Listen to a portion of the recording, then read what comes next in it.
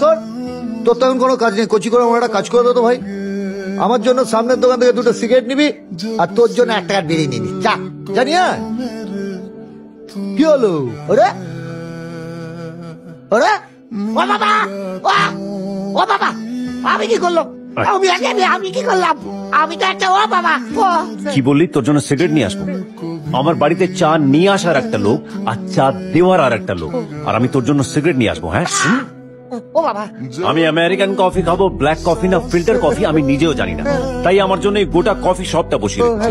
আর তোর জন্য আমি সিগারেট নিয়ে আয়, এদিকে দেখ দেখ দেখ, আমি আলু পটল ঝিঙে কুমড়ো কোনটাকে কি বলে জানি না বলেই এই গোটা দোকানটা এখানে বসিয়ে রেখেছি, আর আমি তোর জন্য সিগারেট নিয়ে আসবো। আয়, এ দেখ। নমস্কার। আমার 6খানা গাড়ি, কোনটা ডিজেল কোনটা পেট্রোল আমি নিজেও জানি না। পিসিমণি যখন বলে গাড়িতে তেল ভরে নিয়ে আসতে, তখন গাড়িগুলো এখানেই নিয়ে আসে যাতে ওরা তেল ভরে দেয়, আর আমি তোর জন্য সিগারেট নিয়ে আসবো। হ্যাঁ, ইডিয়েট, স্টুপিড।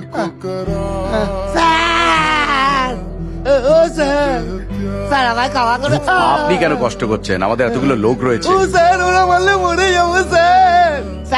হাসনুবিশ, yes sir. আমার রাগটা আগে থেকে অনেক কমেছে। Exactly sir.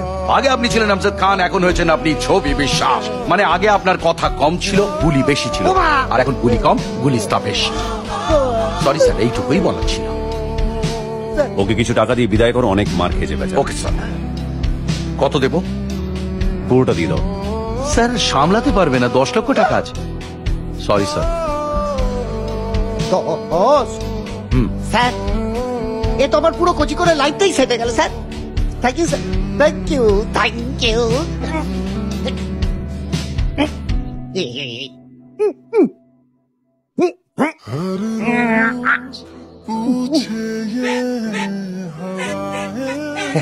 স্যার, কচি করে ব্রিফ কেসটা তো দিলেন স্যার, চাবিটা তো দিলেন না স্যার।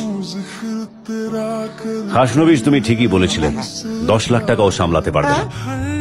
10 লাখ টাকা যদি কোনো ব্রিফ কেসে থাকে, তাহলে সেই ব্রিফ কেসটাকে ভেঙে ফেলতে হয়।